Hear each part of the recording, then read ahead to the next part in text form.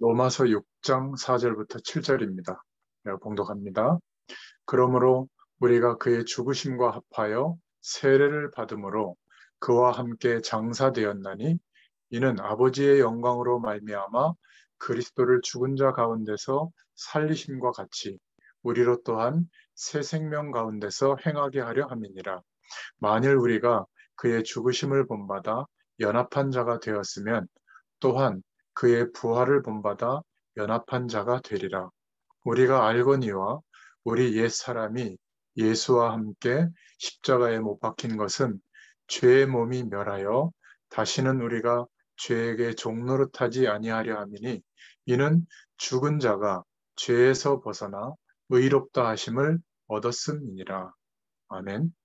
오늘 로마서 6장 4절부터 7절 말씀을 통해서 함께 은혜를 나눌 제목은 거룩하게 하심이라는 제목입니다.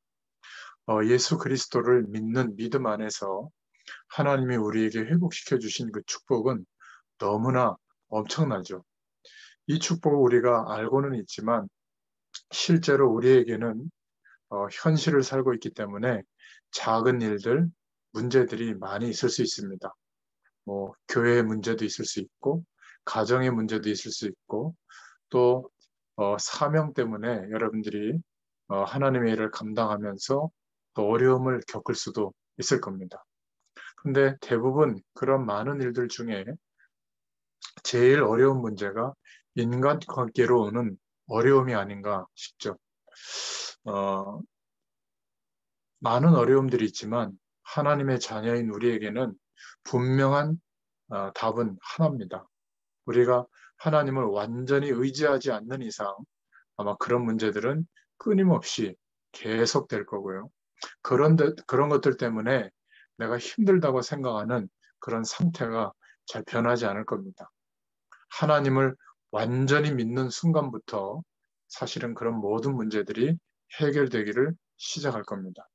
그래서 문제 중 제일 큰 문제가 사랑과의 문제지만 그것도 우리가 하나님의 은혜 속에 완전히 들어갈 때 그 문제들을 넘어설 수 있게 됩니다. 왜냐하면 하나님께서 우리를 조금 편하게 사는 그런 응답을 주신 게 아니라 하나님의 그 영원한 축복, 생명의 축복을 알게 되도록 그 축복으로 살도록 우리를 그리스도의 피로 값주고 사셨기 때문에 하나님은 반드시 그 은혜를 우리에게 허락해 주십니다. 그래서 오늘 소요리 문답 35문답에 하나님이 우리를 거룩하게 하셨다. 이게 무슨 말인가? 하나님이 우리를 축복하신 것 중에 어마어마한 축복 중에 하나가 거룩하게 하신 것인데 대부분 거룩하다 이러면 주로 이제 생각하는 것이 어떤 막 대단한 인품과 또 신앙적인 노력과 그런 많은 인생의 내용과 노력들이 합쳐져서 어떤 대단한 경지에 도달해서 막 사람들이 존경하게 될 만큼 그런 상태에 도달한 거, 그거를 이제 거룩하게 생각하는 경향이 있는데요. 하나님이 우리에게 말씀으로 허락해 주신, 약속해 주신 그 거룩한 축복은 우리가 생각하는 것과 완전히 다릅니다. 우리는 기도 열심히 하고 예배 잘 드리고 하나님의 뜻대로 살고 이러면서 한 걸음 한 걸음 한 걸음 이런 거룩을 향해서 나아간다고 생각하는데 하나님께서는 예수 그리스도의 의를 통하여 그분의 죽으심과 부활로 우리를 양자로 삼아 주시고 또 거룩하게 하신 축복은 전인격적인 축복이에요. 그래서 우리의 모든 인생이 하나님의 새 생명 가운데 살게 되도록 축복해 주신 겁니다. 그래서 오늘 거룩하게 하신 것은 답으로 이 축복은 값을 매길 수 없는 하나님의 값없는 은혜의 역사이다. 그 은혜 때문에 우리가 하나님의 형상을 쫓아서 온 사람이 전 인격이 새로워짐을 얻고 점점 죄에 대해서는 능히 죽고 의에 대해서는 능히 살게 된 것. 이것이 거룩하게 하신 것이다. 라고 말씀하고 있죠. 그래서 우리가 첫 번째로 좀 생각해 볼 것은 무엇을 거룩하게 하셨다는 말인가? 그 거룩함에 대한 의미를 이해해야 되는데 오늘 로마서 6장 4절에 우리로 또한 새 생명 가운데 행하게 하려 함이니라. 우리가 원죄 아래서 출생해서 어쩔 수 없이 아무리 몸부림쳐도 하나님이 안 계신 것처럼 생각하고 세상 배경 가운데 최선을 다해서 살아왔지만 우리의 과거가 그렇게 자부심을 느낄 만한 과거가 아니죠.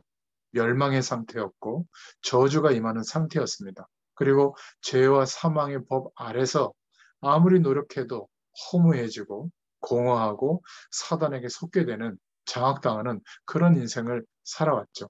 그런데 예수 그리스도의 의에 의해서 우리의 과거, 옛사람은 특히 죄의 권세와 세상의 권세를 이길 수가 없었는데 그 속에서, 그 배경 속에서 살아왔는데 죄에 대하여는, 세상에 대하여는, 사단에 대하여는 죽었다라고 선포하고 있는 겁니다.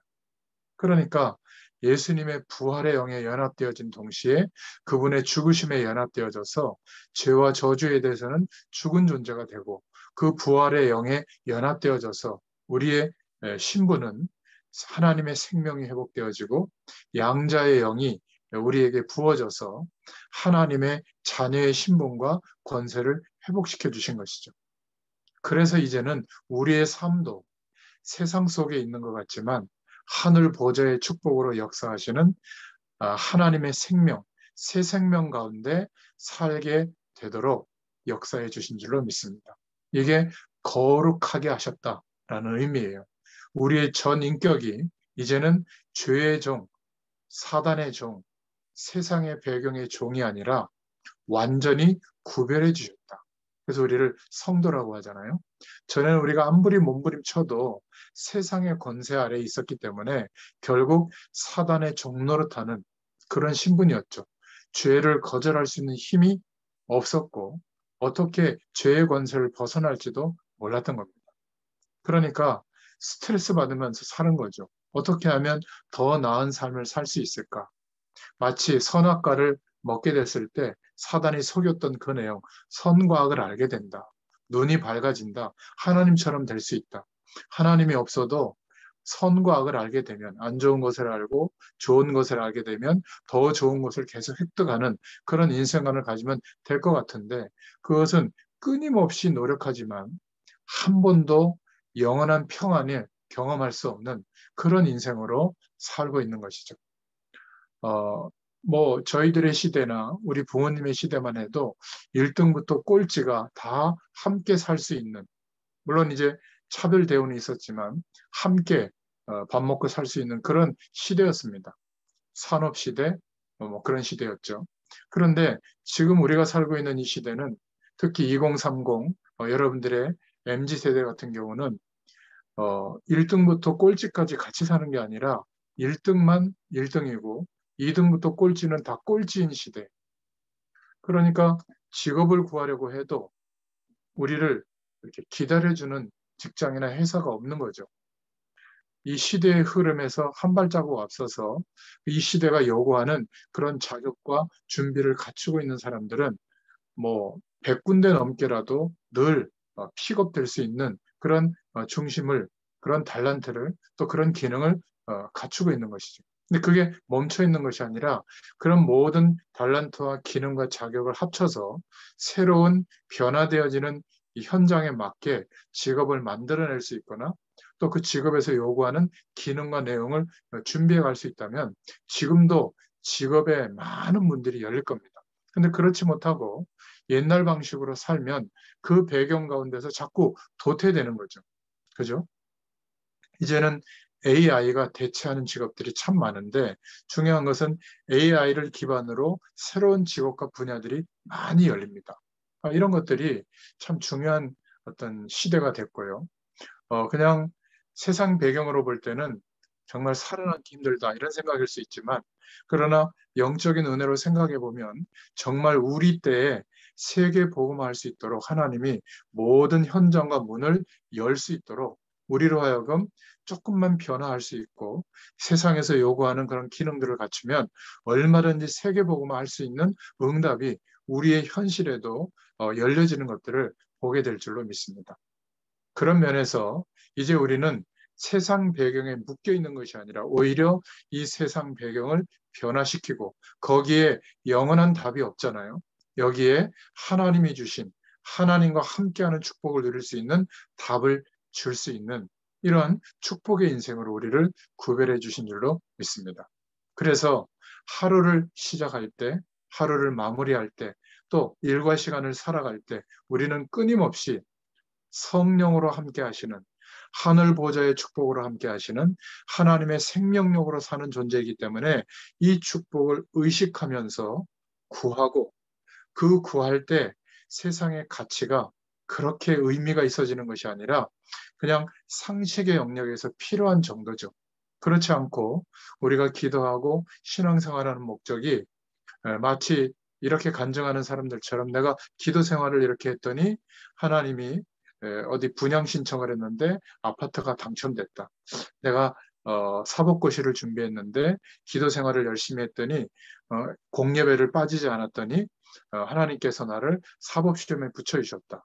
내가 정말 예수 그리스도를 의지해서 기도했더니 내게 있던 질병이 해결되었다. 만약 그렇다면 하나님의 능력과 그 창조의 축복으로 함께 하시는 그 말씀의 위력이 나의 세상살이를 도와주는 정도의 수단밖에 안 되겠죠. 하나님의 말씀은 그런 것이 아닙니다. 하나님께서 우리와 함께 하시는 생명력으로 사는 존재다. 새 생명 가운데 살아가도록 하나님이 우리를 축복하셨는데 이제 그리스도로 말미암아 하나님께서 함께 하시는 은혜로 하나님이 공급하시는 모든 것으로 살 수 있는 은혜의 존재가 됐는데 이것은 안다고 생각하고 넘어가고 여전히 세상살이 중에 하나, 병을 낫거나 성공하거나 좋은 사람을 만나거나 뭔가 당면한 문제를 조금 해결받는 그 정도의 하나님의 축복이 아닌데 우리는 너무 국한시키는 그런 모습들을 보게 됩니다. 그래서 우리를 거룩하게 하신 것은 이제 그의 죽으심과 합하여 세례를 받음으로 옛사람은 죽게 하시고 이제 하나님의 생명력으로 거듭나게 하셔서 예수 그리스도 안에 새 생명으로 하나님이 우리를 의롭게 해주신 이 축복들을 경험하고 누리도록 증인되도록 역사해 주신 줄로 믿습니다. 그래서 이 거룩하게 하신 내용 이것이 얼마나 큰 축복인가 어떻게 우리가 이 축복을 누릴 수 있게 됐는가? 이것은 값으로 셀 수 없는 전적인 하나님의 은혜로 그리스도의 의가 우리에게 임해서 이 사실이 믿어지도록 하나님께서 은혜를 베풀어 주신 결과다. 그래서 이것이 우리의 열심과 노력으로 된 것이 절대 아니다. 내가 하나님을 사랑하는 것도 필요한 것 같지만 그러나 더 중요한 것은 하나님이 우리를 어떻게 사랑하셨는지를 깨닫고 믿는 것이 중요합니다. 더군다나 내가 이렇게 하나님께 헌신하고 이렇게 큰 신앙생활, 열심히 신앙생활한 것 때문에 그것이 하나님의 마음에 들어서 이런 축복을 주신 게 아니죠. 만약에 우리가 그렇게 생각한다면 아마 최선을 다해서 신앙생활하고 말씀을 많이 보고 기도 생활하고 주님께 헌신하고 헌금 드리고 이렇기 때문에 축복한다면 하나님께 축복한다면 그 사람의 신앙 상태는 예수님 시대의 바리새인처럼 됐을 거예요. 바리새인들은 목숨 걸고 거룩하게 살아보려고 하나님의 말씀대로 살아보려고 최선을 다해서 실천했던 사람들이죠. 그런데 그 결과가 왔어요. 어느 정도로 왔냐면 쉐마, 토라, 탈무드라고 하는 생활적인 하나님의 말씀대로 실천할 수 있는 생활 규범까지 만들어서 그 후대들을 교육하고 하나님의 말씀대로 살도록 노력시킨 장본인들이 바리새인들입니다. 그런데 예수님이 그 시대에 가장 독한 욕을 하셨죠. 이 독사의 자식들아. 왜 그랬죠? 자신의 의와 그 열심을 통해서 하나님이 인정하시는 그 공로 때문에 하나님의 모든 축복을 누릴 수 있다고 생각하고 있는 바리새인들은 더 이상 성령의 도우심도 구하지 않고 더 이상 예수 그리스도를 기다리는 그런 존재가 아니었습니다. 그리스도의 의가 임해야만 하나님의 공의가 우리에게 이루어지고 죄와 저주와 사망에 대해서는 죽은 존재가 되고 하나님의 의에 대해서는 살아있는 생명의 축복을 누리는 신분으로 바뀌어지는데 자신들의 노력과 공로로 되어진다고 생각하기 때문에 가장 하나님의 말씀을 부여받아 놓고도 가장 저주의 인생을 살게 된 것이죠. 그래서 그렇게 인생을 걸고 노력하지만 하나님의 거룩이 임할 수 없는 그런 삶을 살았던 겁니다. 그래서 많은 종교에서 말하고 있는 자기의 마음과 생각을 비우고 뭔가 어떤 심각한 도인의 경지에 도달하는 해탈한다. 그런 말이 아닙니다. 하나님이 우리에게 주신 이 거룩함은 완전히 우리에게 새 생명으로 역사해 주신 은혜예요. 하나님이 우리를 전 인격적으로 거듭났다, 다시 태어난 것처럼 인정해 주신 겁니다. 어떻게 해요? 더 이상 죄와 저주와 사망 배경의 권세 아래 있지 않고 그 모든 것에 대해서 죽은 존재로 여겨주시고 이제는 하나님의 의, 하나님의 진리, 하나님의 거룩으로 살 수 있는 그런 하나님의 형상을 회복시켜 주신 줄로 믿습니다. 에베소서 4장 24절에 하나님을 따라 의와 진리의 거룩함으로 지으심을 받은 새 사람을 입으라. 하나님의 형상대로 산다고 하는 것은 하나님의 의, 하나님의 진리, 하나님의 거룩이 임하는 것이죠. 자, 그렇다면 우리가 세상살이, 인생살을 위해서도 주님을 바라봐야 되겠지만은 우리에게 그리스도로 말미암아 셀 수 없는, 값으로 매길 수 없는 그 은혜로 회복되어진 하나님이 허락하신 축복을 기대하고 누리는 시간이 있어야 되겠죠. 그게 바로 서밋 타임인 줄로 믿습니다.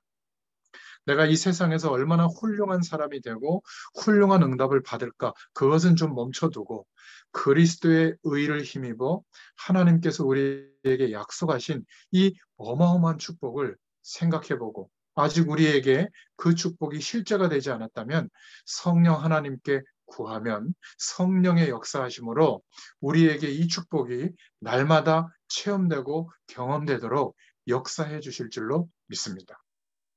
청년의 시기에 특히 전문 현장에서 또 준비하고 인도받는 여러분들에게 가장 중요한 힘은 하나님이 함께 하시는 축복인 줄로 믿습니다.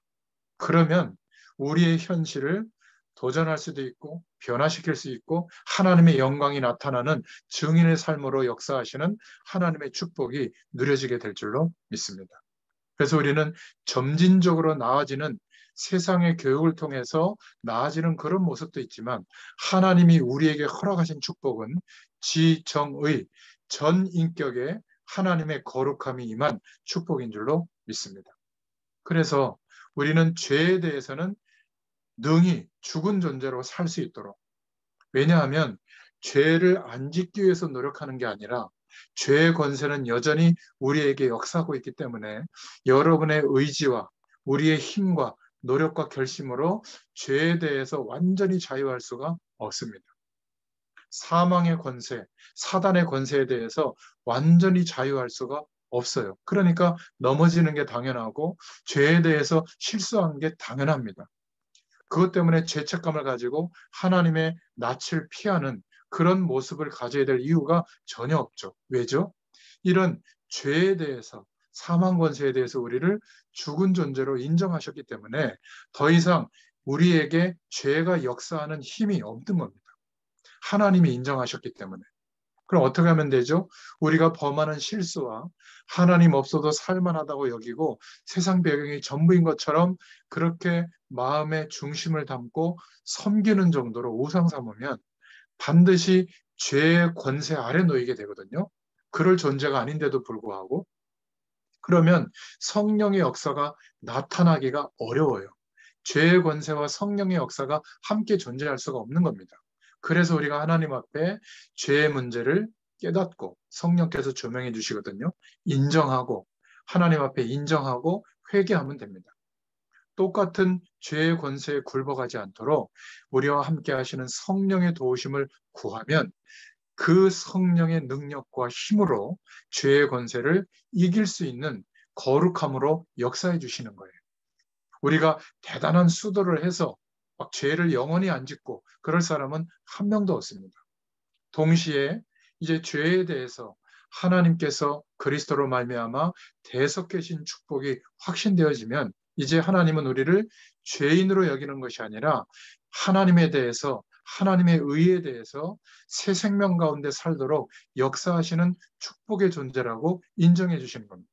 그래서 우리의 삶은 하나님의 의에 대하여 진리에 대하여 거룩함이 임하도록 하셔서 하나님의 생명력으로 살도록 역사해 주신 겁니다.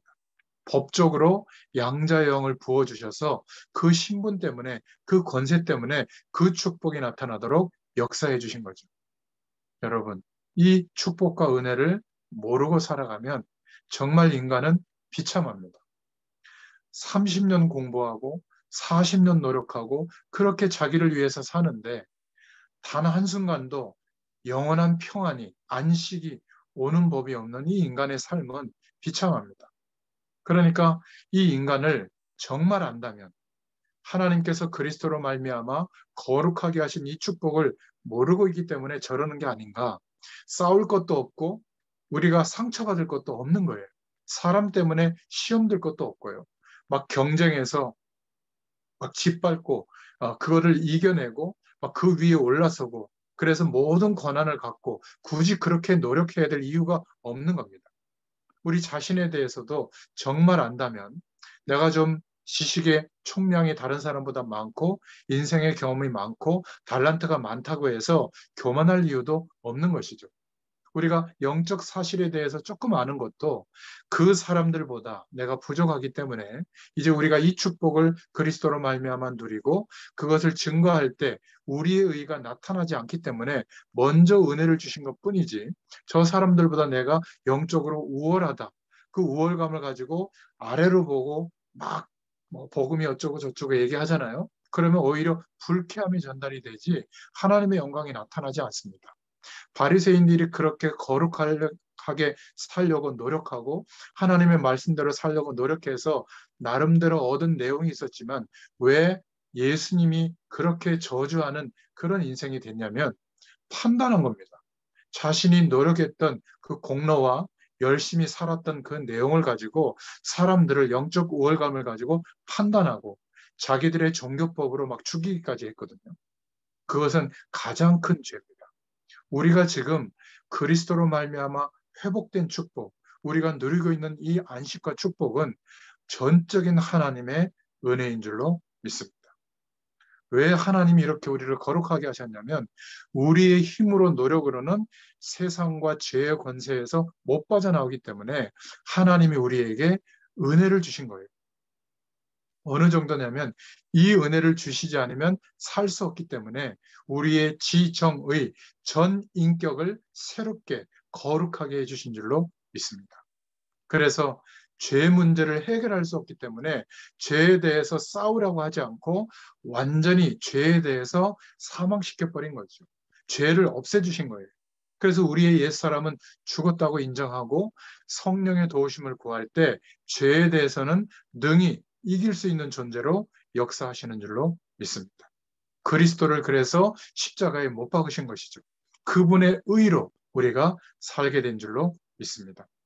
그래서 하나님은 우리를 거룩하게 회복시켜 주시고 구원하신 줄로 믿습니다. 완전히 구별하셨다. 우리를 이 세상 배경에서 죄의 권세에서 뽑아내지 않으면 살 수 없기 때문에 그렇게 하셨죠. 그런데 왜 싸우죠? 교회 안에서 싸우고 교회들이 다투고 왜 그렇죠?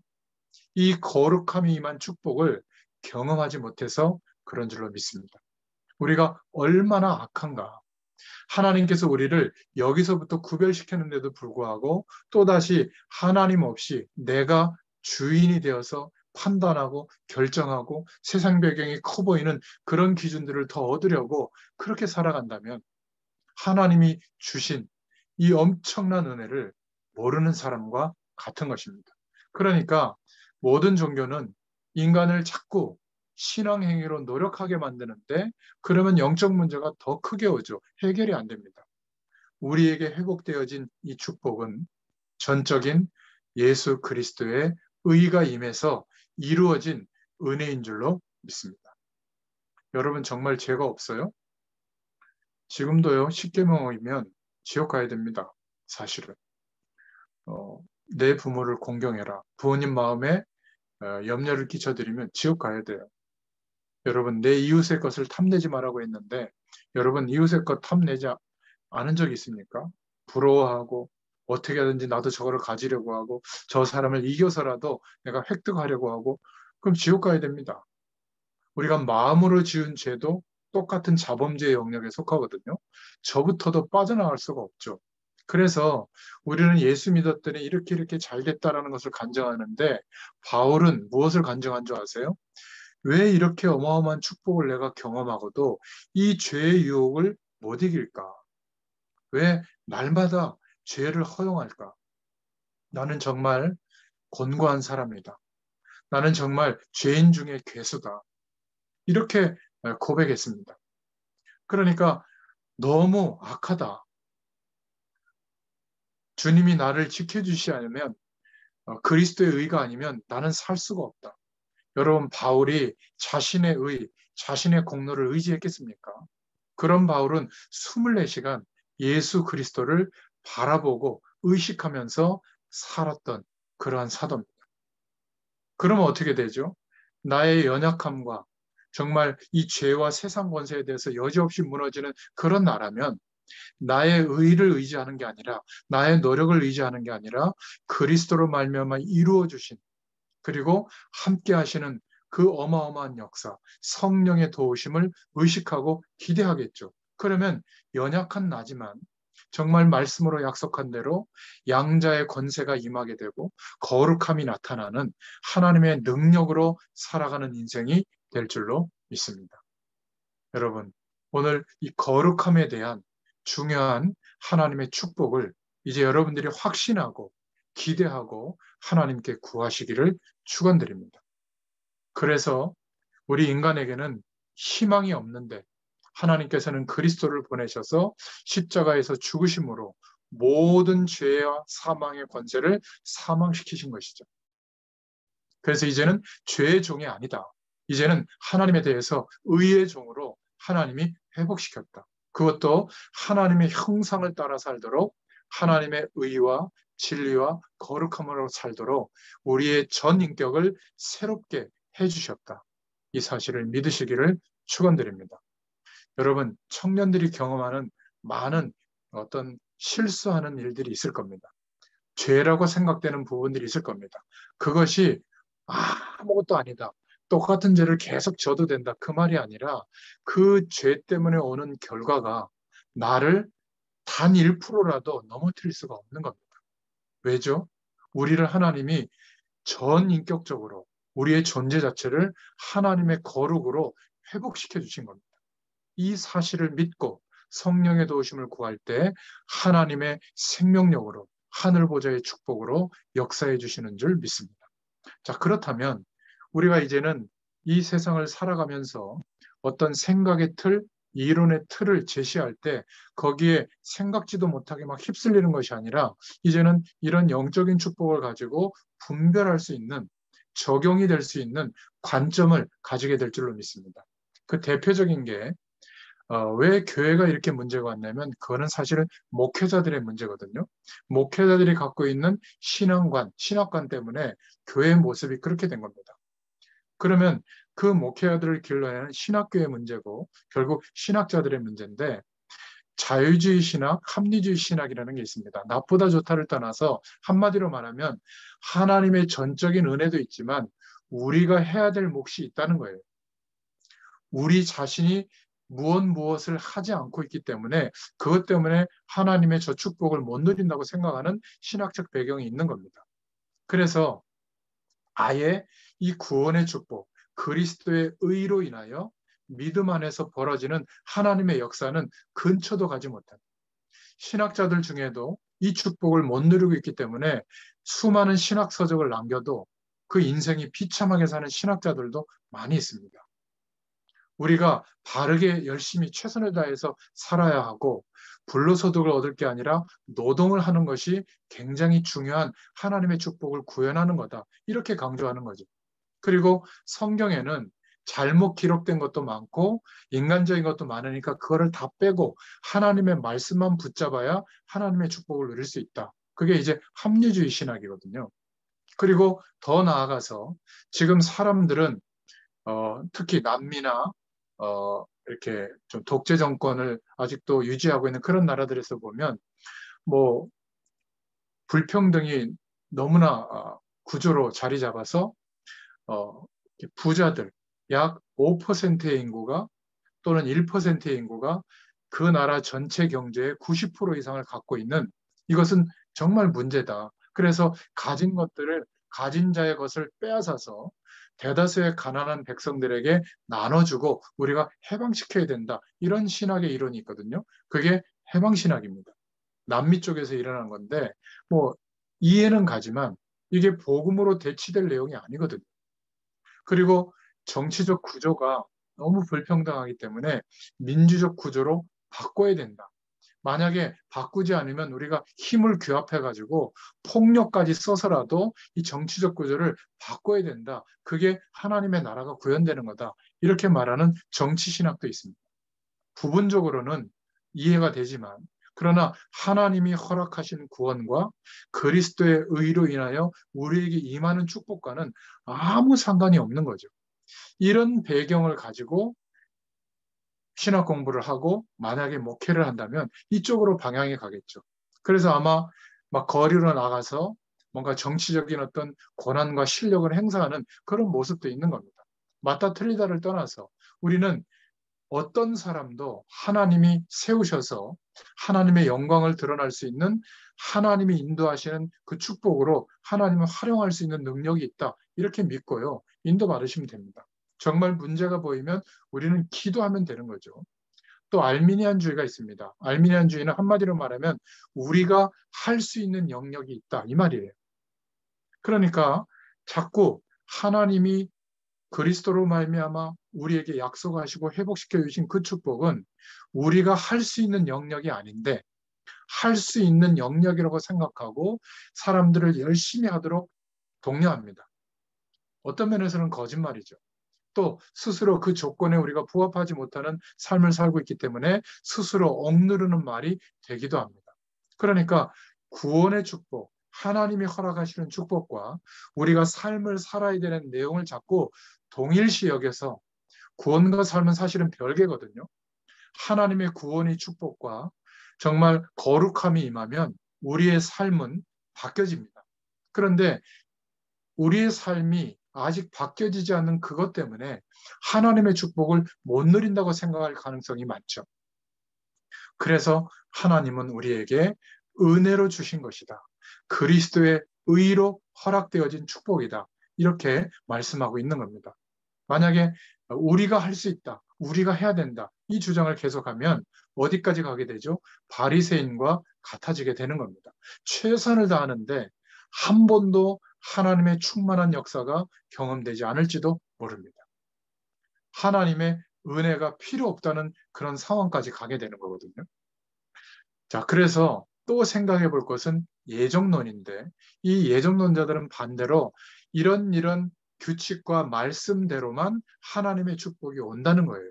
그러니까 그 말씀을 자꾸 하나님이 이루신 내용보다 자기들이 말씀을 해석한 그 기준을 그 위에다 올려놓고 절대적 기준으로 삼고 사람들을 판단하는 그런 위치에 놓이게 되는 것이죠.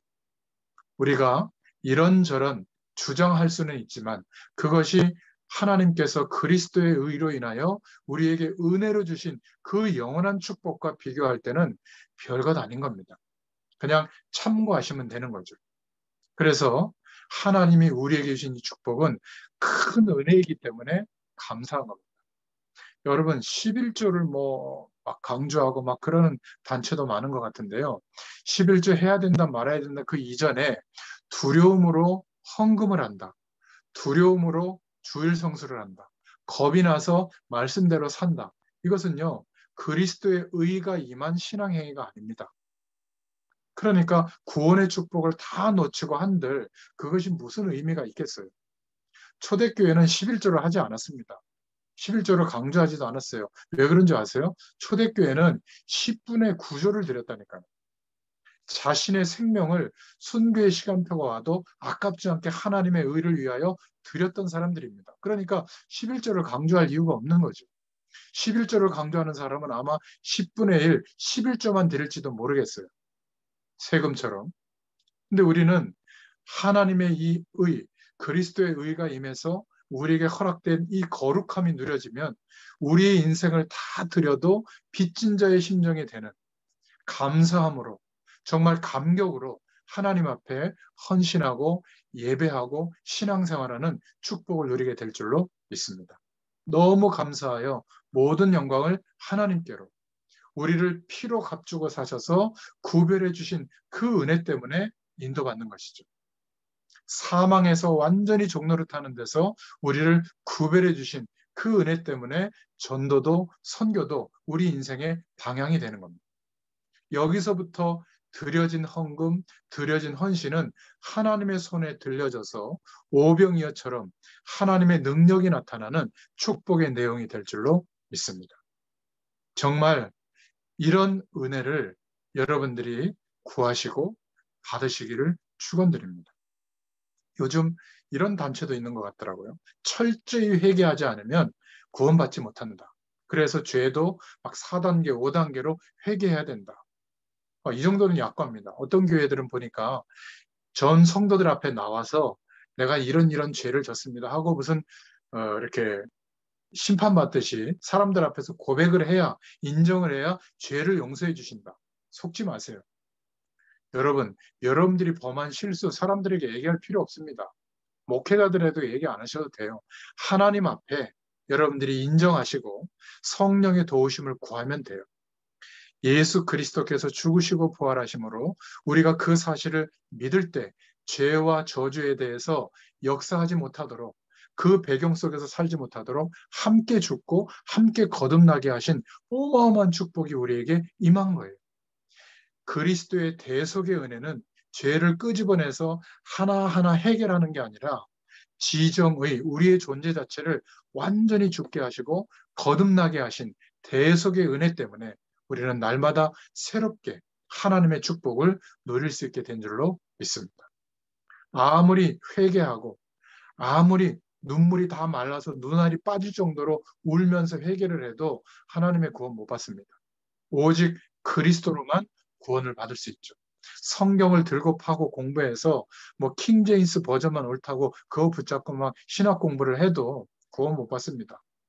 그 모든 내용이 그렇구나. 오직 예수님이 하신 그리스도의 일로만, 그분의 의로만 우리가 은혜로 인하여 믿음으로 말미암아 구원을 받는구나. 이 믿음이 와야 하나님의 이 영원한 축복이 시작될 줄로 믿습니다. 우리가 아무리 열심히 노력을 해도 복음의 뿌리를 내리지 못하면 우리 모두에게 있는 영적인 문제가 해결이 안 됩니다. 그래서 갈급해지는 거예요. 왜 오빠에 대해서, 왜 그녀에 대해서 자꾸 갈급해지는 줄 아세요? 당연히 청년이 되면 뭐 이성에 대해서 생각하겠죠. 그런데 막 갈급해지고 거기에 내 인생을 거는 자꾸 노력을 하는 이유는 그것도 영적 문제의 발현이 그쪽으로 나타나는 겁니다. 어떤 청년들은 막 돈에 꽂혀가지고 경제적 자유라고 하는 그 방향에 꽂혀서 내가 20, 30대를 지나기 전에 경제활동을 안 해도 돈이 들어오는 시스템을 만들기 위해서 막 비트코인에도 가담하고 막 주식에도 가담하고 막 빚을 내서라도 어떻게 하든지 막 주택을 구입하고, 여러분 거기에 몰두하는 이유가 영적으로 헛헛해서 그렇습니다. 경제 활동을 준비하는 건 나쁜 게 아닌데 그게 인생 문제, 인생의 목적이 된다는 것은 복음의 뿌리를 내리지 못했기 때문에 그것으로 내 인생을 해결해 보려고 하는 거거든요. 아무리 발버둥 쳐도 열매가 안 나올 겁니다. 그런데 오늘 하나님의 거룩함이 그리스도의 의로 나에게 임했구나. 이 사실을 기대하고 여러분이 묵상의 비밀을 회복한다면 가장 편안한 시간을 확보해서 이 축복을 기대하고 누리는 시간이 있다면 하나님께서 역사하시는 그 은혜가 날마다 경험될 줄로 믿습니다. 우리 주 예수 그리스도로 말미암아 하나님께 감사하리로다. 여러분 바울이 날마다 죽노라 이렇게 고백했다면 우리는 초마다 죽노라, 아니 나는 시체다 이래야 될 거 아닙니까? 무엇 때문에? 인간관계 때문에, 사람들 때문에 엉켜가지고 그 이해관계 때문에 상처받고 스트레스 받습니까? 인간의 진짜 본질이 무엇인지를 이해하고 영적인 눈을 열어서 보면 우리는 거기에서 해방된 축복 속에 있잖아요. 아직도 세상 배경을 가지고 엉켜있는 사람들과 완전히 막 엉켜가지고 이해관계를 논하지 마시길 바랍니다. 적극적으로 양보하고 적극적으로 포기하고 그래도 우리는 이 은혜와 축복으로 다른 인생으로 시작하게 될 줄로 믿습니다. 오히려 사람들을 볼 때 정말 영원히 멸망받을 수밖에 없는 상태에 있는 사람이구나. 이런 사실이 보여지면 어떻게 이 복음을 전해줄 수 있을까? 이런 영적인 은혜가 임한 사람이 거룩인 줄로 믿습니다. 이게 거룩함이에요. 사람이 복음 속으로 들어가지 않는 이상 영적인 문제, 사단과 죄의 권세와 세상의 권세를 본인의 노력과 힘으로 못 이기는 겁니다. 그래서 우리는 늘 그리스도가 필요한 존재인 줄로 믿습니다. 이 은혜를 누리는 거룩하게 하신 축복을 기대하고 누리는 저와 여러분 되시기를 축원드립니다. 기도하겠습니다. 하나님 참 감사합니다. 오늘도 말씀해 주셨고 그 말씀의 권능으로 우리에게 임하신 축복이 실제가 되도록 하나님께서 은혜를 베풀어 주신 줄 믿습니다. 한 주일 동안 또 올 한 해 동안 우리의 전생을 통하여 하나님의 거룩함으로 새 생명 가운데 살아가게 된 이 은혜와 축복을 누릴 수 있도록 구하며 누릴 수 있도록 하나님께서 축복해 주시고 이 축복을 전혀 모르는 사람들 그 사람들에게 하나님의 거룩이 나타나도록 복음 증거하는 일들이 우리의 생 가운데 가장 중요한 이유가 되도록 역사하여 주시옵소서. 예수님의 이름으로 감사하며 기도드렸습니다. 아멘. 감사합니다. 감사합니다.